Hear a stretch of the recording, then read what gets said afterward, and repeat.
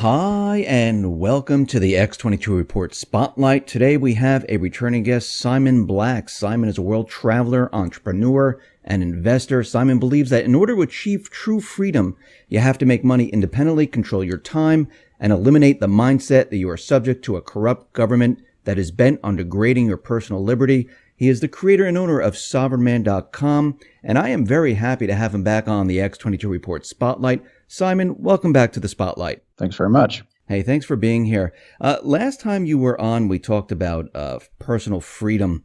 This is while Obama was in office. And since that time, Trump now is the president. Has anything really changed about freedom in this country, having personal freedom? Do you see any differences as of yet? No, I mean, nothing's fundamentally changed. I'm not a conspiracy theorist. I don't think there's any any kind of grand plan behind anything. I think it's just it's simple history and arithmetic. If you go back throughout essentially all known human history, we can go back thousands of years to the ancient Sumerians, the Romans, the Greeks, the French Bourbon monarchy. We can see essentially that anytime governments get too deeply into debt, it causes problems. They don't have a whole lot of options. They don't have a whole lot of solutions. Historically speaking, there's only a handful of ways that governments can get out of that mess. And one of the ways that they do that is essentially by coming up with ways to deprive people of their freedom, both in terms of their individual personal freedom as well as their economic freedom. So they impose capital controls. They do things like, confiscate people's money, civil asset forfeiture, all these sorts of things that we have already started to see over the last several years, not just in the United States, by the way, but worldwide. We saw, in 2013, the government of Cyprus just froze everybody's bank account just like that overnight. People went to bed one night and they thought everything was fine. They woke up the next morning and saw that their government had frozen them out of their entire life savings. We've seen this astonishing rise of civil asset forfeiture. We see just a mountain of regulations that have been passed, in any given year, even in the United States, and in what I kind of usually refer to tongue-in-cheek as, in the land of the free, where there's about 80,000 pages a year published of rules and regulations and so forth, each one of those governing everything from what you can and cannot put in your own body to how you're allowed to raise your own children to how you can, run a business, start a business, make money, be responsible for your own livelihood and prosperity. So nothing has fundamentally changed just because you change the player, but the game hasn't changed. The game is exactly the same as it's always been. So the game hasn't really changed at all, is what you're saying. And these regulations and all these laws and everything that they come up with, are you saying that this shapes us into doing what the government wants? Well, I mean, look, the government's $20 trillion in debt. So and that's just at a nominal level, right? I would encourage all of your listeners to go and actually you can look this up for yourself. If you're talking specifically about the U.S. government, you can look up. I would encourage you all to look at U.S. government financial statements. Just Google that, right? And you'll come to a page on the Treasury Department's website where every year the U.S. federal government releases financial statements, just like any big company does. Apple and Google and General Electric and so forth all have financial statements. The U.S. government does as well. Skip down to the balance sheet, and the U.S. government's own estimation, these guys are more than $60 trillion in the hole. So it goes even beyond sort of the 20 trillion in, quote, national debt. We're talking $60 trillion in the hole. And so again, when you have that kind of giant gaping financial hole to fill, and you have $60 trillion in sort of negative net liabilities, you don't have a lot of options. And so you start looking around and trying to figure out, well, what can we do? Well, the first thing they do is they just keep going deeper and deeper and deeper into debt. And they'll keep doing that as long as the bond market allows that to happen. But they also get involved in all kinds of other things. We've seen, obviously, governments over time resorting to, epic levels of inflation. I mean, that just, conjure stories for the history books and every other possibility they can to get their hands on the cash that they need. Almost invariably, I would also point out that when governments get too deeply into debt, And it's not a Republican issue or a Democrat issue. It's not an Obama issue or a Trump issue. It's an arithmetic issue. I mean, quite simply, the numbers just don't add up. When you don't have enough income to pay this mountain of expenses, I mean, they're at the point now where they could almost eliminate just about everything we think of as government. They could get rid of the national parks, and they could get rid of the Internal Revenue Service, and they get rid of the FBI and Homeland Security. They still wouldn't collect enough money to pay interest on the debt and the mandatory entitlement programs like Social Security and Medicare and so forth. So the only, the answers, again, it's a pretty limited playbook. It's more debt, it's inflation, and the biggest one is default. They end up, they'll have to either default on their creditors, the people that have loaned them money, or they'll have to default on the obligations that they've made to their citizens. They're saying, sorry, guys, we've been telling you your entire life that Social Security is going to be there for you. Well, guess what? It's not going to happen. They're going to change the rules and change the benefits and all these things because they just don't have the money. This is an arithmetic problem. It's not a political problem. You're absolutely right. I mean, the numbers actually don't lie. And is this one of the reasons why interest rates have been kept so low? Not just here in the U.S., but we see out in Europe, they're in the negative territory, Japan, negative territory. Is this one of the reasons why they're keeping it so low and they're not letting the interest rates rise naturally? Yeah, that's definitely an issue. Interest rates have stayed low. People talk about, interest rates are at historic lows. Well, let's take that in context. Interest rates aren't just at lows in sort of, modern U.S. financial history, or even lower than, all of U.S. history. We're talking interest rates are at the lowest levels they've been in 5,000 years of known human history. Okay, we can go back to the ancient Sumerians when they carved, they carved economic financial transactions on cuneiform tablets, and we can go back and see, what interest rates were thousands of years ago in ancient Egypt and in ancient Greece and so forth. Interest rates today are lower than they have been in 5,000 years of known human history. That's simply unsustainable. Interest rates are lower. You make less interest than even the official rate of inflation, which of course official rates of inflation are generally understated relative to what the actual street prices are. But even relative to official rates of inflation, you're losing money. This is what they call negative real interest rates. Again, this is a phenomenon that's just simply unsustainable, where putting money in a bank essentially guarantees that you're going to lose money when adjusted for inflation and of course tax as well. So these are, this is all very unsustainable. But you're right. It's a nice thing for a government to be able to continue to borrow money when interest rates are historic lows. But there's something that's even sort of more powerful than governments and even central banks, and quite frankly, that's the market itself.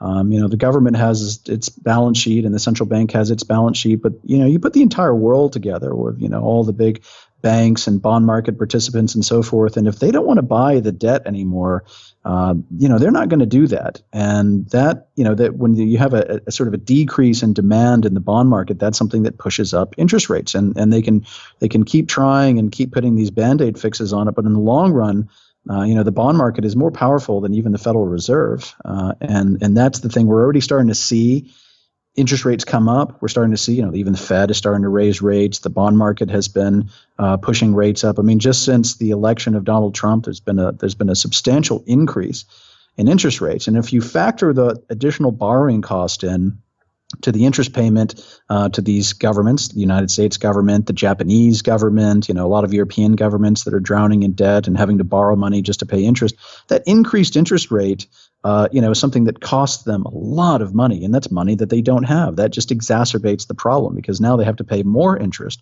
which they don't have, they can't afford. So they have to borrow even more money to pay more interest, which means they have to borrow even more money to pay more interest. And the worse their financial situation becomes, the more their balance sheet deteriorates, the higher those interest rates become. And so it's a problem that sort of continues to perpetuate itself and gets worse and worse. So that's we're starting to see signs that we're at the beginning of that cycle now. So Trump right now, he came in, Obama handed off the economy, And, he said that, I'm handing Trump a fantastic economy. It's recovered. It's fantastic. It's strong. Trump comes into the White House and he says, I'm going to be spending a lot of money here for infrastructure. I'm going to, take the economy to the next level. Is there anything he can do at this point to help the economy? Because in one of his statements, he said the economy is a complete mess. So, I mean, if he's going to borrow more money, isn't this going to put us deeper into the hole? Of course. And anytime, you borrow money, you go deeper into the hole. There are always better uses of spending and worse uses of spending. Sometimes you can borrow money and it can be an intelligent thing to do, where you can get a positive return on investment. Sometimes you borrow money. In most cases, when the government borrows money, it's a negative value. It's a negative return on investment.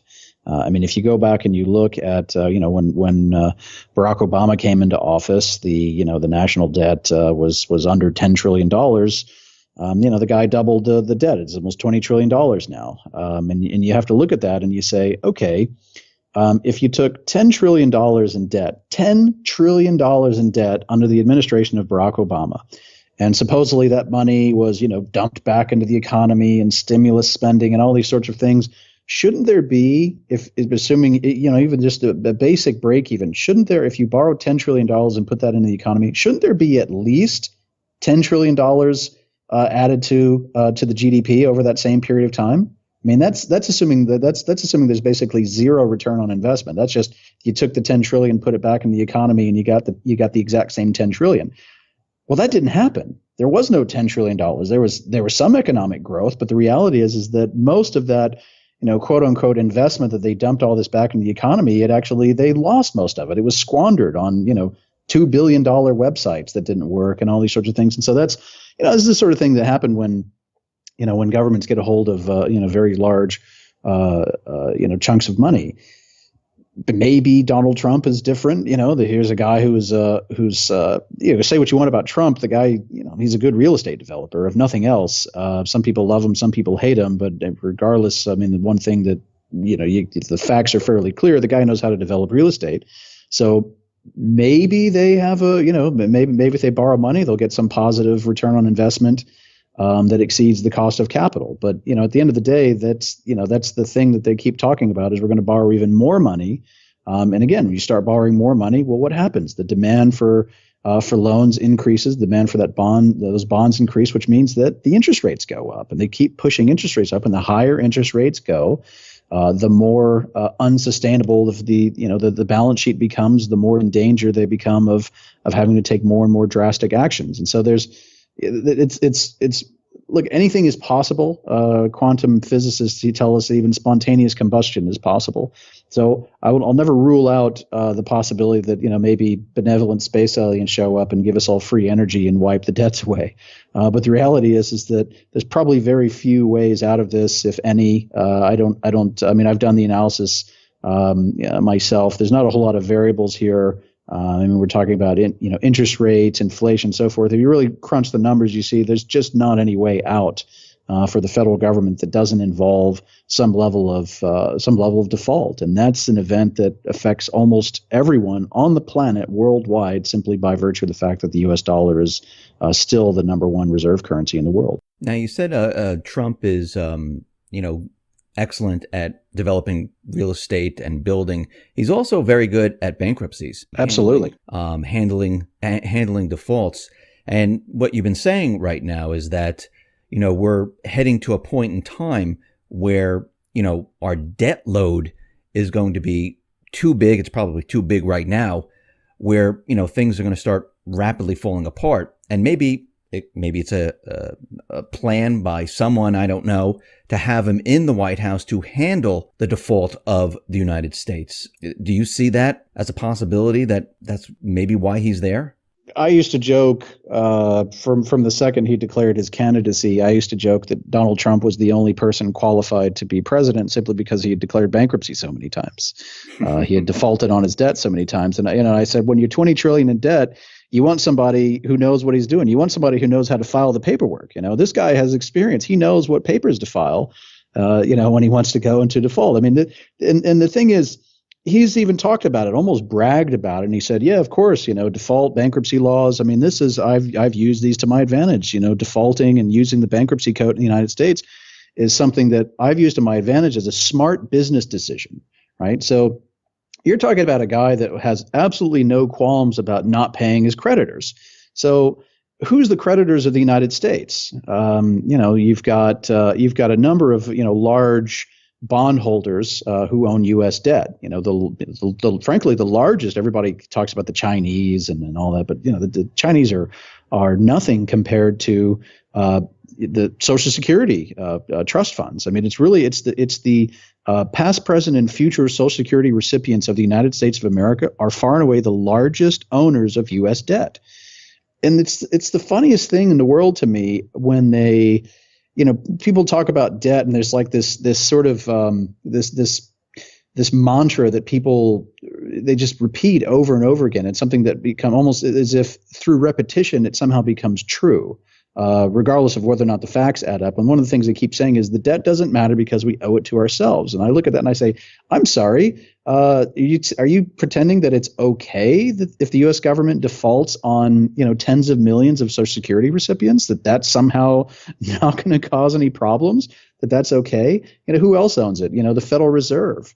So say, okay, you're going to default on the Central Bank of the United States, effectively rendering the central bank of the largest economy in the world insolvent overnight. And we're just going to pretend like that's okay, like that's not going to cause some massive currency crisis, massive loss of confidence in the U.S. dollar around the world instantly, that's just somehow going to pass without consequence. I mean, it's madness when you hear people say this stuff. So, what could he probably get away with? He could probably get away with defaulting on the Chinese. They'll find some reason and they'll go, oh, China's manipulating its currency. There's unfair trade practices, and then, we're going to default on the Chinese, because they're a bunch of SOBs. And so we're just going to default. And my guess is that if they did this selective default against the Chinese, that, of course, the Chinese would never, invest any money in the U.S. ever again, and it would cause a huge trade war, and there would be severe consequences.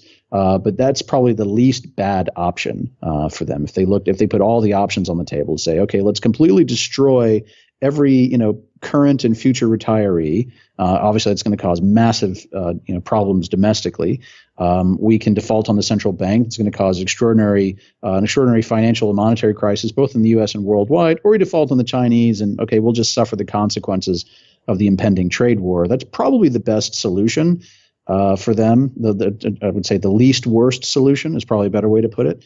And again, a guy that's done this so many times and thinks that it's a great business decision, I could absolutely see that as a possible outcome. And China and Japan and Russia, they've been dumping treasuries, billions of dollars worth of treasuries. I know China has trillions worth of treasuries, and they've been dumping it and purchasing gold in its replacement. Is this their way of trying to get out of the U.S. paper market? It certainly seems to be a trend. I wouldn't say dumping treasuries. I would say, trading them for anything they can get their hands on that's actually real, including gold. The Chinese have been doing this for a while. They essentially have been investing a lot of their surplus with the United States, their dollar surpluses, and been trying to. I've had a number of conversations with people that were inside, the Chinese sovereign wealth funds and so forth. People that were senior investment executives, and they were almost complaining. They said, we're sitting on so much cash, and U.S. dollar cash, and it's hard for them. They can't look at a deal unless it's billions of dollars, and it's a hard thing to find a credible deal that's worth billions of dollars, and gold is one of the only things that they can really get their hands on, that they can feel like, okay, there's a fairly steady supply, there's a market for it, we can it's something that's useful, that's real, that's universally recognizable, it's safe. That's easier for them to buy gold than it is for them to go out and try and invest 10, 15, $20 billion at a time. Because what else are they really going to do? They could try and buy, entire companies, for example. They could go out and try and take, buy tons of real estate and so forth. But they'd have to do that in places like the United States. They'd have to go out and make tender offers for large publicly traded companies. Could you imagine I mean, could you imagine the shitstorm if the Chinese sovereign wealth funds came over and tried to buy ExxonMobil, for example? I mean, that's an easy way for them to spend, hundreds of billions of dollars all in one fell swoop. But I mean, there's no way a deal like that would be allowed by the U.S. government. Could you imagine if the Chinese tried to buy Berkshire Hathaway from Warren Buffett? I mean, it's just not going to happen. Right. So or they just the Chinese come in and they start buying up, the Chinese sovereign wealth funds start buying up massive swaths of Manhattan, or South Florida or Los Angeles. I mean, these are the sorts of things where, these deals would either be disallowed or, so the properties could end up being confiscated back. This is too risky. It's too difficult for the Chinese. So, in the absence of, I mean, they've been buying as much as they possibly can. They've been buying farmland in Africa, and strategic assets like this that are real assets, not paper assets, but they have to get that money, in something where they can trade, U.S. dollars for some kind of strategic real asset. And, there's just not a whole lot of options for them. When if you've got $50 million to invest, it's great. The world is your oyster and there's tons of opportunities out there. When you have $2 trillion to invest, it's a really, really difficult thing to do. So there's not a whole lot of options for them. I think gold is clearly something we're going to continue to see that trend and probably see a lot of increased demand in gold, driven almost entirely by the Chinese. It'll happen, there'll be some sort of steady increase, and then, somebody will issue a report that will see the Chinese have been buying up, however many, tons of gold, and we'll see these, these big price swings where, overnight we'll see, very large increases to the gold price, very, very quickly. I think that's entirely feasible as well. I wanted to get into different countries that are banning cash right now. We saw it in India. Europe is looking to ban the 500 euro. Here, Larry Summers is saying we should get rid of the $100 bill. Why is there such a push to get rid of cash? I mean, they're making the argument that, criminals use cash and that's why we have to get rid of it. But what's your take on this? Why are they pushing to get rid of cash? Well, criminals also use toilets, so maybe we should get rid of those too. I mean, it's such a hollow argument. I mean, people that talk about this idea of, criminals use cash, ipso facto, we have to get rid of cash, have never been outside of their ivory towers at Harvard or Washington, D.C. They don't understand how the real world works. If they did, they would realize that, the biggest thing that people are using these days, in money laundering and these sorts of things staying off the radar, it's not even cash, nor is it, people say, oh, it's Bitcoin. No, it's not Bitcoin either. It's Amazon gift cards. That's what people are using. Amazon gift cards. Amazon gift cards are basically cash equivalents around the world. You can load them up at, drugstore chains, across the planet. I mean, it's, and then, people kind of do a double, money laundering where they go on to, they'll buy Amazon gift cards and then go onto Amazon and buy some other store's gift cards, and just use that to, to really mask where all the money comes from. I mean, these guys that talk about money laundering and cash, I mean, they just don't have the foggiest idea what they're talking about. Drug dealers and prostitutes take American Express. I mean, they just really don't have a clue. So of course they rely on that thing, because anytime you want to convince somebody of something, you just say criminals or terrorists or, something that's bad, and they scare people and they go, oh, well, okay. So some smart guy says that criminals and terrorists are using cash, so I guess we have to get rid of cash. And it's so easy to convince somebody. And of course, nobody questions it, right? Nobody questions it. It's like we're all living in some really bad movie from the 1980s or something like that. I mean, it's just the world has totally moved on from that. The reality is that, cash is something that they can't control. If you're sitting on a lot of cash, then they can't know what you're doing with it, where it's going, how you're spending it. But more importantly, cash is cash is money in your hand. Cash is something where you have now essentially eliminated counterparty risk. I remind my own audience as frequently as I can that anytime you deposit money in a bank, it's no longer your money. It's the bank's money, right? The bank puts it on its balance sheet as an asset. Now they have a liability to you. You become nothing more than an unsecured creditor of the bank. And the bank, if in its sole discretion, can freeze you out of your entire life savings without even giving you a courtesy heads up. And so if you look at it, different risks in the banking system, ranging from all the nonsense we see, Wells Fargo, whatever, the sort of the compliance risks and the likelihood of being potentially frozen out of your savings. We can see different financial risks, razor thin levels of liquidity and capital, and a lot of banks, especially in Europe and so forth. You have to look at this and say, why am I taking on all this risk? What's the point? What am I getting in return? I'm getting 0.01% interest. Who cares? Why would I bother taking that kind of risk, right? And so the smart thing to do is to actually, short circuit that process, take money out of the bank, take money into your own hands, into your own safe and so forth. Now you don't have an intermediary. Now there's no middleman anymore between you and your money. Now you're no longer an unsecured creditor of the bank. Now it's just money sitting in your own safe. And especially, in places we've seen this in Europe, where interest rates are negative, people actually, people with large accounts at banks are actually having to pay interest to the bank. There's a certain point where you go, wait a minute, why am I doing this anymore? This doesn't make any sense. Any rational person would just go down to the bank, close the account, take it all out in cash, and just, keep it in a safe somewhere, put it, or just take it out and put it in the safety deposit box. But the reality is that if that happened, that almost every bank in the world would go under. If everybody went and tried to withdraw their money from the bank, no bank has that kind of liquidity. Banks are sitting on, as a percentage of customer deposits, banks have 1%, 2%, maybe 3%. That's actually in liquid cash. The rest of the stuff is all invested in who knows what, right? They buy loans.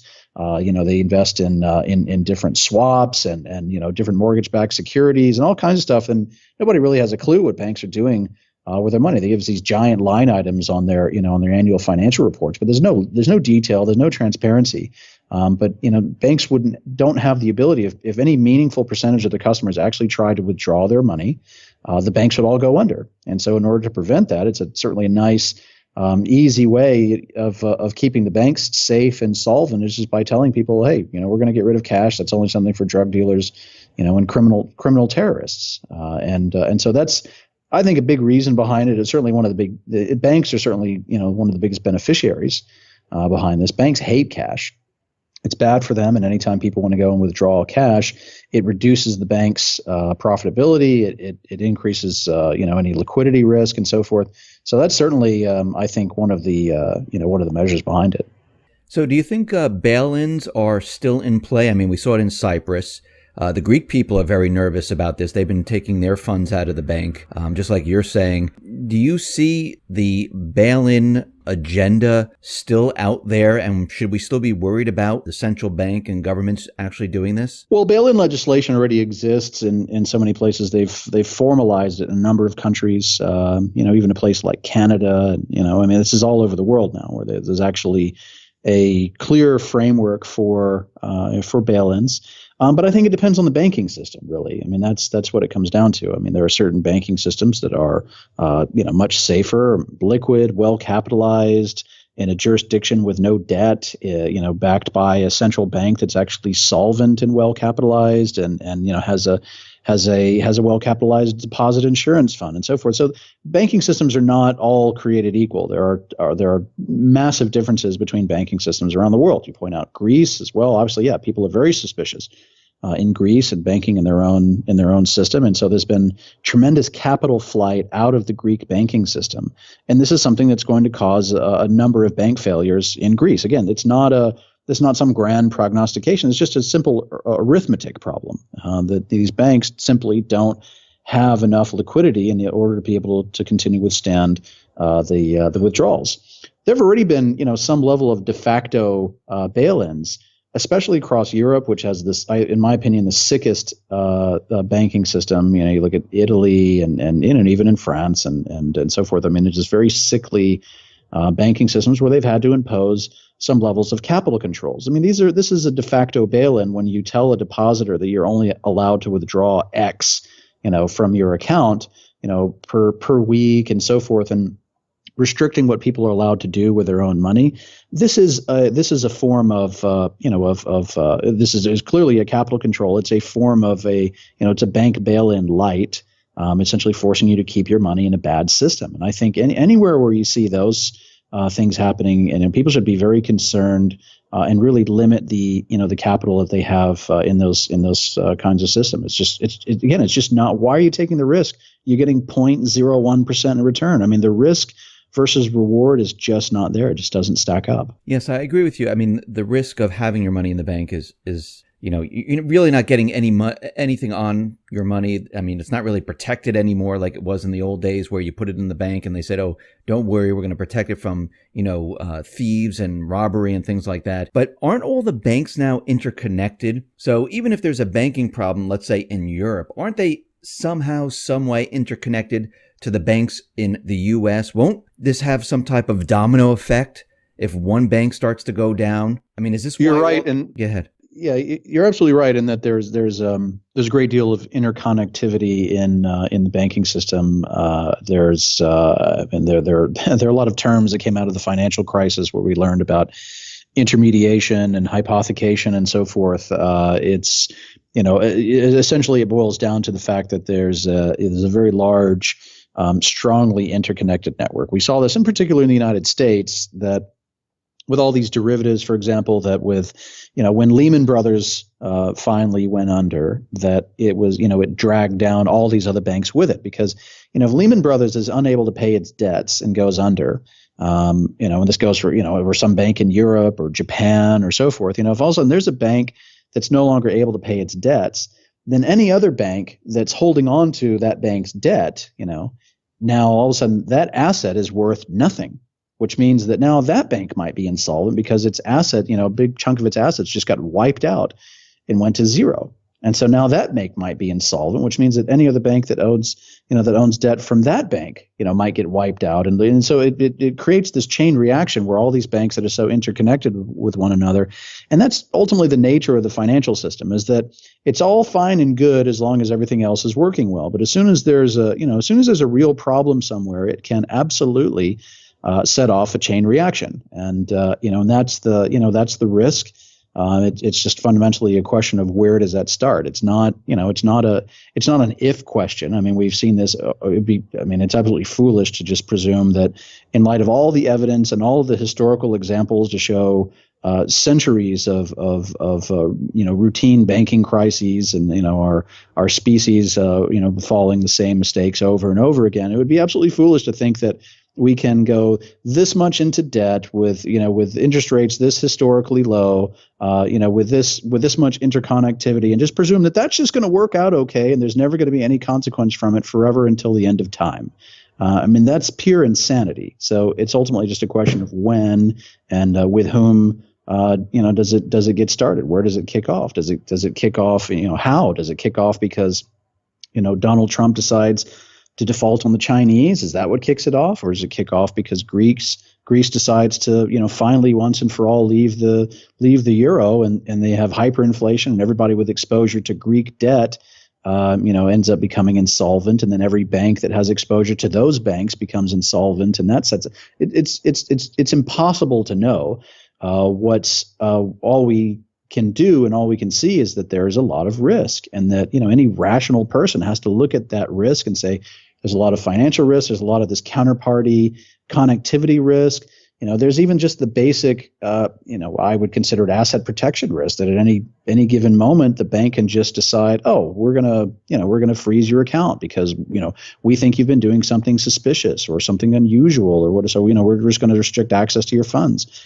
Or they're going to have capital controls that impose withdrawal restrictions, and all these sorts of things. And you look at all these risks and all these possibilities, and I think any rational person has to say, what is the point? What am I getting out of this? Very little, 0.01% interest. Right. It's just not worth it. So Simon, for my last question here, you talked about, we don't know when this is going to be kicked off, where things start to fall apart. Now, when you say fall apart, are we talking about like 2008? What are we talking about here when things rapidly deteriorate? What are you seeing? I know you don't have a crystal ball, but what is the everyday person going to experience when this whole thing gets kicked off? We can talk about jobs. We can talk about what the economy is going to look like, what it's going to look like on the streets globally. What do you see coming? I mean, look, there's a lot of things we could say. the banking sector and what we're talking about here is just one of the, it's just one of the issues. We have a banking sector issue where we can say, there's all this, interconnectedness among the banks, and there's so much intermediation, and there's, so many areas of concern. We've got the debt level. That's an entirely separate issue. And what happens, is interest rates continue to go up. Then we look at broader financial markets, and we can see, everybody's doing the happy dance because the Dow Jones Industrial Average, keeps soaring ever higher, and that's great. Except, again, if you start really looking at some of the fundamentals, I look at this stuff on a regular basis. One of the things that strikes me is so interesting, and this gets into some accounting nuances, but there's a big difference in companies between sort of profit and cash flow. Profit is sort of an accounting invention that takes into account all kinds of things that don't exist in the real world. And when I look at businesses, I always look at a company's cash flow, specifically, looking at its free cash flow and its operating cash flow. And the thing that I find so interesting is that there are so many companies right now. I mean, they're borrowing an enormous amount of money, and basically paying dividends out of money that they've borrowed. They're increasing the amount of debt on their balance sheet, and instead of investing that money in something that can grow the company, or again, there's good debt and bad debt. This is money that they're basically just borrowing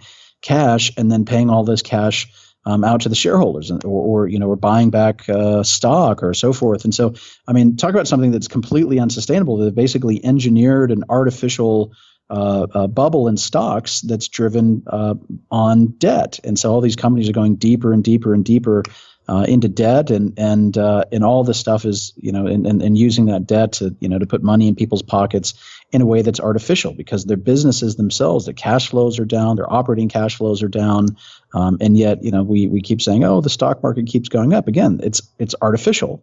They're engineering this sort of artificial increase in stock prices in a way that's just totally unsustainable.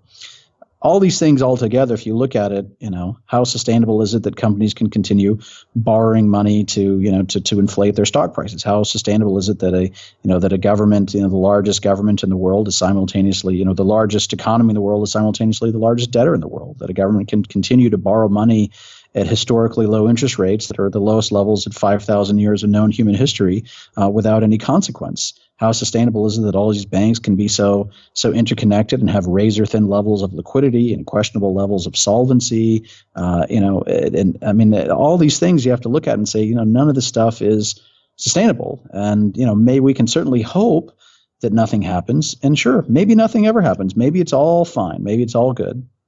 But the reality is that there's a lot of risk, and smart, rational people, especially if you're kind of financially minded, if you're an investor, in investment circles, we always talk about risk versus reward, right? And so that takes a very, sober, rational perspective, to forget about all the hype and all the emotion, just look at the facts. And then the facts, if you look at the data, if you look at the truth, you can see that there's a tremendous amount of risk, and say, okay, well, what's the reward? I get 0.01% in my bank, or I've got everything riding in the stock market on this artificial bubble, and okay, maybe it continues to go up. Okay, maybe you bang out another 5 or 10% or whatever. But are you willing to bet everything on this artificial stock bubble? You're willing to bet everything on this, this ridiculous interconnected system where banks have the authority to basically take your money and make it their asset and no longer your asset, where you're become an unsecured creditor of a financial institution that might not even be solvent. And so, is this, you're taking on a lot of risk. Is it really worth the reward? Is it really worth the benefit? And I think a rational perspective would show that it's probably not worth it, because the consequences are, sure, we could see 2008 again. We could see something much worse. We could see something. It's to me, it's impossible to really say how it pans out. But anytime there's a any kind of significant financial crisis, of course, there's always a loss of standard of living. There's job losses. There's, businesses go under, asset prices fall. We could see simultaneously. I would go back actually to the Asian financial crisis in the late 1990s. In Asia, they had actually the worst of all scenarios. They had asset prices fell. So if you owned real estate, if you owned stocks, all that stuff fell. But at the same time, retail prices went up, right? So you became less wealthy. You became essentially more poor, right? All your assets and everything was worth less, but you were paying more at the grocery store. You're paying more for food. You're paying more for healthcare and daycare and college tuition and whatever else. You're paying more, cost you more to live. But at the same time, businesses were cutting, and so you probably might lose your job, or you're getting, you had to take a pay cut. All this stuff was happening, simultaneously. You're getting asset price deflation, retail price inflation, economic stagnation, all this stuff all at the same time. And look, I'm by far not a doom and gloom kind of person. I'm talking about these risks and potential consequences, but I don't have a negative view on the world. I'm positive. I'm optimistic, and I think that wherever these risks are, I think there are also great opportunities, and it's all it really fundamentally takes. Again, is that very rational view about what's happening in the world, and to seek out the right opportunities where the risk and reward stacks up, and that's really all there is to it. Simon, thank you very much for being on the X22 Report Spotlight. Once again, how can people see your work? Well, I run a website, sovereignman.com, one of my many responsibilities. And there's generally a daily letter that goes out where we talk about these kinds of issues and things that are going on in the world and what I've been doing in my travels and all the different various businesses and ventures that I'm involved in. So that's at sovereignman.com. Simon, once again, thank you very much for being on the Spotlight. I appreciate it. It's a real pleasure. Thanks.